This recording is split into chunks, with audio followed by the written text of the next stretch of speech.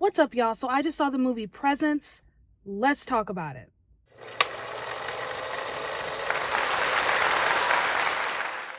Forgive me, I'm freezing. So, directed by Steven Soderbergh, stars Lucy Liu, Julia Fox, and a whole bunch of other people. Rebecca and Chris are a married couple. They have 2 children, Tyler and Chloe, who are in high school, and they just moved into a new home. And Tyler is on the swim team. He is clearly the mother's favorite child. Chloe is going through some grief. She just lost her best friend Nadia to what appears to be a drug overdose. And, she's dealing with the trauma and that loss. And as they're looking through the house, Chloe senses something's there. There is a presence in the house. And this is the part where I tell you that if you have not seen this yet, and I highly recommend, I tried not to be like, oh my God, you should totally see this. But no, this is worth seeing. This is different. So highly recommend seeing it. So if you haven't seen it yet, this is your get out of jail free card. This is the part where you stop, come back later. There will be spoilers. This is your spoiler alert. All right? I'm going to put it in bold somehow. Along with the camera work, it's the attention to detail, the production design, the things that kind of connect and weave the characters, because you have Tyler's room with all his accomplishments and all the stuff that really matters to his mom and to him, because he's a swimmer, right? And the things that he idolizes, his dreams and his gifts and whatnot. And then you have Chloe's room, which is almost, you have drawings of owls, predatory birds, which is very telling, and eyeballs, and just this thing about being watched and being seen, and also this connection to her dad, because again, Tyler is very favorited by his mom, and she's very much more connected to her father, and it's in the details. At one point, he's in the kitchen eating dinner, watching a baseball game, and in her room are just these baseballs on strings that kind of frame her room. And I love that she's surrounded by her dad. She's protected by her father. That was, to me, such a sweet little detail.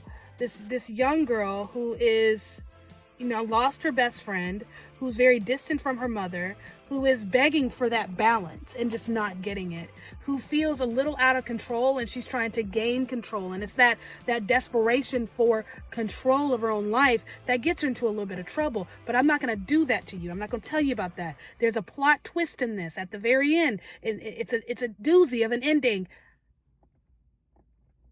I'm going to leave it there. This is cinema. This is filmmaking. I love directors and filmmakers who play around with the artistry, if you will, of filmmaking, play around with the elements, who experiment, because this is how this whole thing started. This whole moving pictures and film started. It started with nerds just saying, hey, what if we do this? What happens if we do this? Hey, we have a plane. What if we put a camera in the plane? Look it. Bird's eye view, kind of, sort of. I'm simplifying it a little bit. Hey, what if we get as low as, I want a really, really low angle. What if we just knock out the floor and just put the camera in the floor? Stuff like that. Hey, this camera's been stationary. What if we put it on wheels? Stuff like that. It's experimental. And that's how we've gotten some of these great films that we have, because nerds 100 years ago said, hey, what if we do this? And this, to me, is very reminiscent of that spirit of, what if we do this? What if we take the cameraman and we make him that character? We make him the presence. We make him so involved and instrumental in the frame that it feels like another person. What if we, chop up the movie a bit, cut things out, leave things in, leave little hints there? What if we take this ghost story and we twist it a little bit, and we weave the thrill and the terror in there, and lace it with a little bit of confusion and mystery, because we're getting little elements of the story. Rebecca's had some legal troubles. We don't really get any resolution with that, but that's okay. We don't need it. The thing with her friends dying mysteriously, this little nugget that's kind of dropped on us, and then we kind of get some resolution there at the end. It's all kind of woven, intertwined. These are very old school filmmaking elements that you don't really see anymore.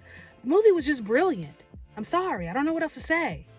But also the editing style. This is very much Steven Soderbergh, who doesn't really limit himself to one genre, but kind of bounces from genre to genre to genre to genre to genre, right? So this is the same guy that did this movie. He also did Contagion. He also did the Magic Mike series. So same dude. And he's not afraid to experiment. He's not afraid to challenge himself. And this movie is very much experimental in a lot of things. I mean, there are definitely elements that we've seen before. The first person perspective, the very choppy editing, but he makes it work. So that first person, the camera is so instrumental in this movie. The cameraman basically is an actor himself. Whoever was behind that camera. It was so, it just flowed so well. That was an extra character in the movie. Very well done. But even the editing, because we're seeing this through this person's perspective, this presence's perspective, and they're very confused with time. So we'll have very long shots, and then it cuts, and then we might have a short shot, and then it cuts, and it doesn't just cut and go to the next. It goes to black.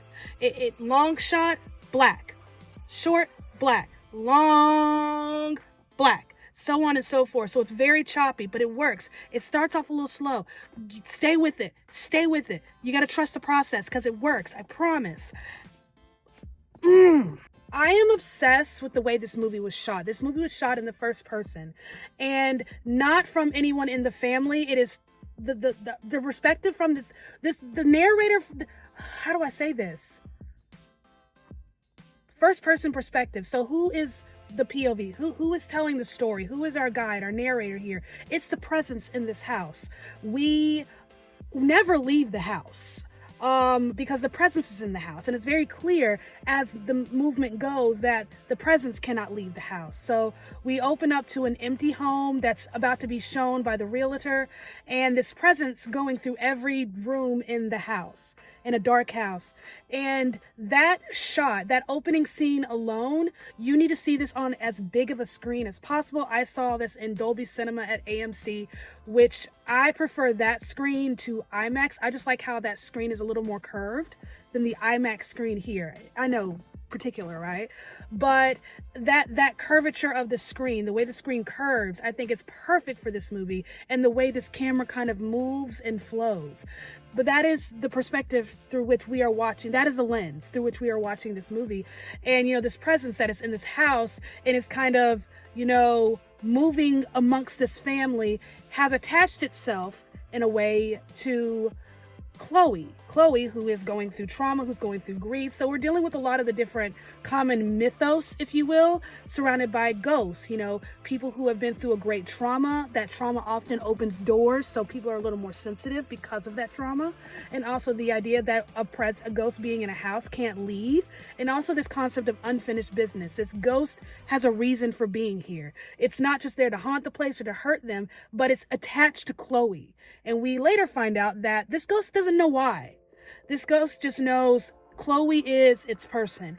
But the way this movie is shot from the first person, the movement of the camera, the ebb and flow, if you will, the way it kind of leans in, because this was a little bit of my issue with Nickel Boys, which is also shot from the first person, but it's from the first person of the characters within the movie, right? Is that we're often, their lights are bright. We're often, you know, distant from the character, so we don't always get that emotion.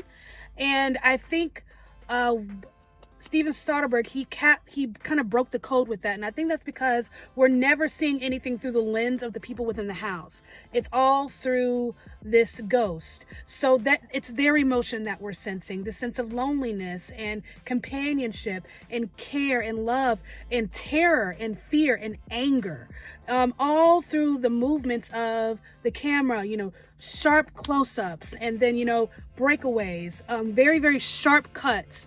This movie has an almost episodic feel to it, but it works. It just works because nothing really connects. We're just seeing kind of the lives of these people through the lens of this ghost that really doesn't quite understand time. Does any of that make sense? I really don't know what else to say about the movie. It's wonderful. It's about 85 minutes long. It's great. I hope you go see it. If you go see it, let me know what you think. I think I'm going to try to see it again sometime this week.